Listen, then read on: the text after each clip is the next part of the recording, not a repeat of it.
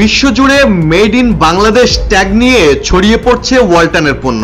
দেশের গণ্ডি পেরিয়ে এখন 50টিরও বেশি দেশে নিজেদের উপস্থিতি জানান দিচ্ছে বাংলাদেশের এই টেক জায়ান্ট। ওয়ালটনের লক্ষ্য বিশ্বের অন্যতম শীর্ষ গ্লোবাল ইলেকট্রনিক্স ব্র্যান্ড হয়ে ওঠা, আর সেই লক্ষ্যে তারা আন্তর্জাতিক বাজারে একের পর এক সাফল্য অর্জন করে চলেছে।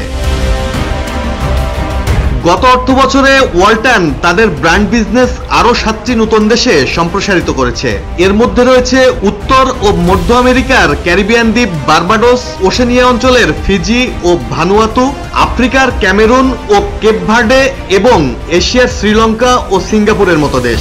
প্রতিটি নতুন বাজারে ওয়ালটনের পণ্য দ্রুত গ্রাহকদের আস্থা অর্জন করেছে। ওয়ালটনের এই সাফল্যের মূল কারণ তাদের পণ্যের উচ্চ গুণগত মান, অত্যাধুনিক প্রযুক্তি এবং সাশ্রয়ী মূল্য। পণ্যের উদ্ভাবন, স্থায়িত্ব, বিদ্যুৎ সাশ্রয়ী সক্ষমতা এবং পরিবেশ বান্ধব বৈশিষ্ট্যগুলো ওয়ালটনকে আন্তর্জাতিক বাজারে প্রতিযোগিতামূলক অবস্থানে রেখেছে।